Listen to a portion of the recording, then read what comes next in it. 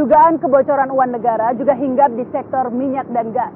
Berdasarkan temuan audit Badan Pengawasan Keuangan dan Pembangunan atau BPKP, di sebuah kontraktor asing terungkap adanya kebocoran uang negara sebesar 15 miliar rupiah lebih. Pemirsa, benarkah aturan kontrak bisnis negara selama ini begitu mudah diselewengkan? Liputan berikut sekaligus mengakhiri kebersamaan kita kali ini. Sampai jumpa dalam Kerah Putih pekan depan.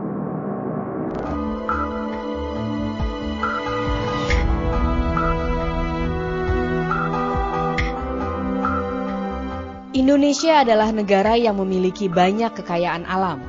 Salah satunya adalah cadangan minyak dan gas bumi atau migas sebagai sumber devisa terbesar.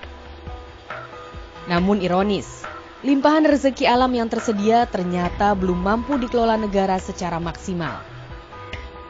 Keterbatasan modal dan teknologi membuat Pertamina yang ditunjuk negara sebagai pemegang kuasa atas seluruh wilayah pertambangan migas di Indonesia menggandeng kontraktor minyak swasta untuk menggarap lahan yang ada. Selama ini, bentuk kerjasama antara pemerintah dan kontraktor tertuang dalam Production Sharing Contract atau kontrak bagi hasil. Dalam kontrak tertuang, kontraktor yang berhasil menemukan ladang minyak dan gas berhak memperoleh kembali dana yang telah dikeluarkan untuk biaya pencarian dan pengembangan, serta biaya operasi. Prinsipnya adalah negara tidak boleh dibebani biaya dan tidak boleh menanggung risiko. Biaya dan risiko pengeboran, misalnya gagal pengeboran itu sepenuhnya tanggung jawab investor. Nah, tapi setelah mereka melakukan pengeboran lalu mereka menemukan minyak atau gas, mereka memperoleh pengembalian atas biaya-biaya yang mereka keluarkan tadi itu. Nah, ini namanya cost recovery.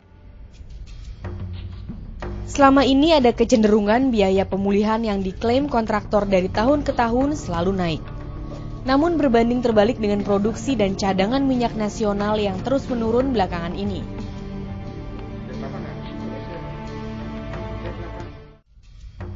Belum lama ini, tim Kerah Putih berhasil menemukan sebuah bukti adanya indikasi penyalahgunaan biaya pemulihan yang dilakukan sebuah kontraktor asing. Dalam salinan rahasia yang dikeluarkan Badan Pengawas Keuangan dan Pembangunan BPKP yang ditujukan pada Komisi Pemberantasan Korupsi KPK, memuat adanya laporan investigasi terhadap PT Caltex Pacific Indonesia atau yang kini bernama Chevron Indonesia. Surat BPKP tertanggal 24 Agustus 2007 itu mengungkap adanya indikasi penyimpangan keuangan negara sebesar 15 miliar rupiah lebih. Diduga hal ini menjadi akibat pembebanan program penyelamatan asuransi ke program pembiayaan pemulihan atau cost recovery. Ya, jadi mengenai hasil audit investigatif mengenai pembebanan dana rescue package mengenai cost recovery ini pada PT Caltex Pacific ini, BPKP melakukan audit investigatif atas permintaan KPK. Berarti tiga unsur itu terpenuhi. Kita tidak bisa mengenakan tindak pidana korupsi kalau salah satu dari tiga unsur itu nggak terpenuhi, nggak bisa. Jadi harus tiga-tiganya terpenuhi. Ada kerugian negara, penyimpang peraturan, ada yang diuntungkan. Kasus itu sendiri berawal dari ketidakmampuan PT Asuransi Jiwa Tugu Mandiri sebagai perusahaan asuransi jiwa milik Pertamina untuk membayarkan klaim para peserta proteksi kesehatan pensiunan Prokespen. Program Prokespen bergulir sejak tahun 1991 dan mengalami masalah di akhir tahun 2000. Ini disebabkan adanya ketidakseimbangan antara pendapatan premi dan klaim yang dikeluarkan. Asuransi proteksi kesehatan pensiunan itu bentuknya sukarela.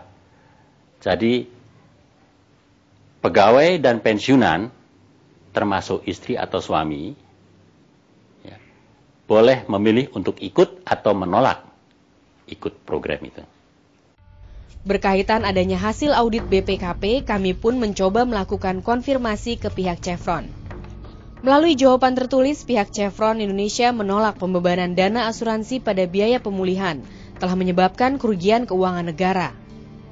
Menurut Chevron, pembebanan dana tersebut sebelumnya telah mendapat persetujuan dari Direktur Utama Pertamina saat itu, Baihaqi Hakim. Bertolak belakang dengan pendapat Chevron, anggota DPR fraksi PDI Perjuangan Effendi Simbolon justru semakin yakin temuan audit BPKP tersebut adalah bukti masih adanya penyimpangan dari penggunaan biaya pemulihan untuk dana asuransi. Jadi kasus-kasus seperti rescue package yang terjadi di Caltex ini, kita mohon agar segera ini menjadi fakta aktual ya, yang bisa membuka tabir di mana ada kesalahan yang terstruktur menurut kami ya, yang memang sangat dimungkinkan oleh BP Migas untuk melakukan verifikasi dan penilaian asesmen terhadap KPS-KPS yang memang bisa tidak mereka dianggap sebagai cost recovery. Seyogianya tidak, karena ya katakanlah perusahaan minyak nasional aja tidak ada itu asuransi atas karyawannya ya, tidak ada. Nah ini jangan-jangan mentang-mentang semua bisa dengan gampang bisa dicas ke negara. Nah, ini semua dimasukkan. Nah, hal-hal seperti inilah yang harus dikelirkan ya. Seyogianya itu tidak masuk dalam cost recovery. Setiap kasus yang dilaporkan KPK, prosesnya adalah masuk ke bagian laporan masyarakat ya, artinya pengaduan masyarakat Dumas. Di sana dilakukan analisis. Apakah laporan itu sudah dilampirkan alat bukti, atau laporan itu hanya merupakan cerita, atau laporan itu hanya memfotokopi hasil temuan BPK atau BPKP, ya kan? Artinya laporan itu yang perlu kita perdalam.